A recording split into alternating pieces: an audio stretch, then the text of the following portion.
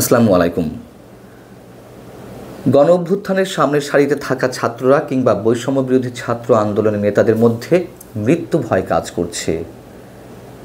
তাদেরকে ফাঁসির কাষ্ঠে ঝুলানো হতে পারে এমন আশঙ্কা তারা ব্যক্ত করছে এবং এই শঙ্কা তাদের মধ্যে তীব্র হচ্ছে। কেন তাদের মধ্যে এই ভয় কাজ করছে? কারা তাদেরকে ফাঁসির দড়িতে ঝুলাবে?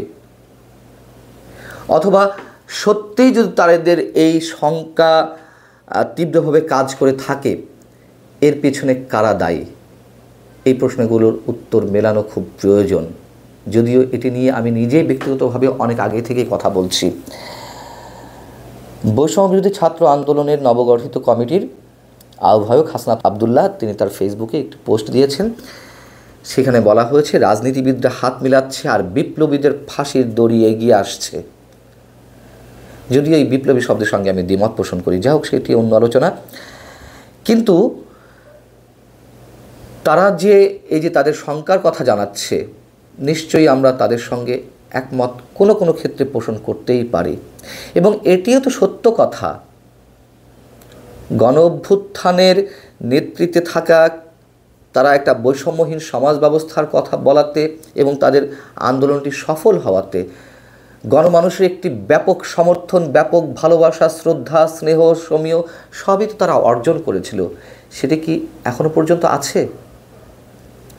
এটি অনেক বড় প্রশ্ন। এবং এই যে রাজনীতিবিদরা হাত মিলাচ্ছেন, কেন মিলাচ্ছেন? তারা কি সন্দেহ করছেন যে আবারও পতিত স্বৈরাচারের পুনরুত্থানের যথেষ্ট সম্ভাবনা রয়েছে? আর যদি থেকেই থাকে, তার জন্য দায়ী কারা? রাজনীতিবিদরা নাকি বর্তমান সরকার এবং ছাত্ররা? অবশ্যই এই প্রশ্নগুলোর উত্তর মেলানোর সঙ্গে সঙ্গে হাসনাত আবদুল্লাহ যে কথাটি বলেছেন তার সেই আবেগের সঙ্গে আমরা সমব্যথী। আমরা যদি শেষেরটা দিয়েই শুরু করি, গত 2 দিন আগে বঙ্গভবনে দরবার হল থেকে বঙ্গবন্ধুর ছবি নামানো হলো।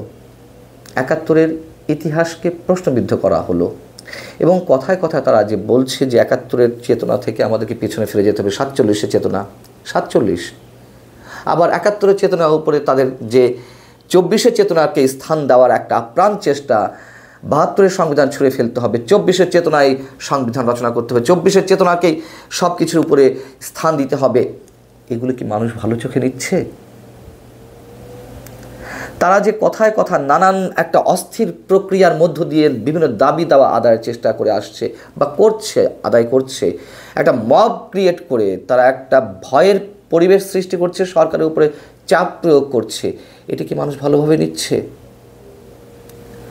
গণতন্ত্র হত্যার সঙ্গে বিভিন্ন রাজনৈতিক দল বা কোনো কোনো রাজনৈতিক দল যে অতপ্রতভাবে জড়িত, ফ্যাসিবাদের সঙ্গে তাদের সম্পৃক্ততা তা আমরা জানি। কিন্তু তারা যে প্রক্রিয়ায় সেই দলগুলোর কোনো কোনোটির অফিসে আগুন জ্বালিয়ে দিল, ভাঙচুর চালালো, সেটা কি মানুষ সহজভাবে নিচ্ছে? তারা সরকারের সহযোগিতায় একটি রাজনৈতিক দল গঠন করতে চায়, এই বিতর্ক এর মধ্যে জন্মে উঠেছে। তারা একটি কিংস পার্টি গঠন করতে চায়। তারা বিভিন্ন এলাকায় এর মধ্যে পুলিশের সাপোর্ট নিয়ে গেছে, পুলিশি প্রহরায় গেছে। এটা কি মানুষ ভালো চোখে নিয়েছে?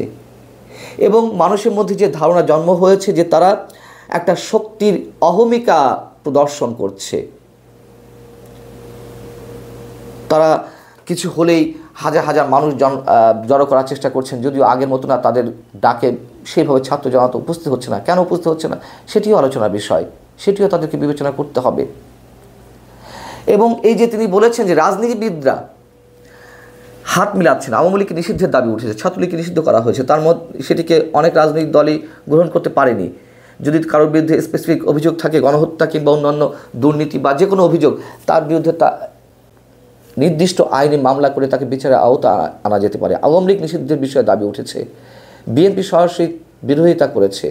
এবং এটা যারা বোদ্ধা, যারা রাজনীতি সচেতন রাষ্ট্রবিজ্ঞানী, তারা তো বলছেন যে কোনো রাজনৈতিক দল নিষিদ্ধ করে খুব বেশি সুফল পাওয়া যায় না, কোনো মতাদর্শকে এইভাবে অবদমিত করে রাখা যায় না। কিন্তু ছাত্রদের মধ্যে থেকে এই সব বিষয়ে যা কিছু উল্লেখ করলাম, তার মধ্য থেকে তাদের যে প্রতিক্রিয়া, শক্তি প্রদর্শনের একটি চেষ্টা, এর মধ্য দিয়ে মানুষের মধ্যে একটা আতঙ্কের পরিবেশ সৃষ্টি হয়েছে।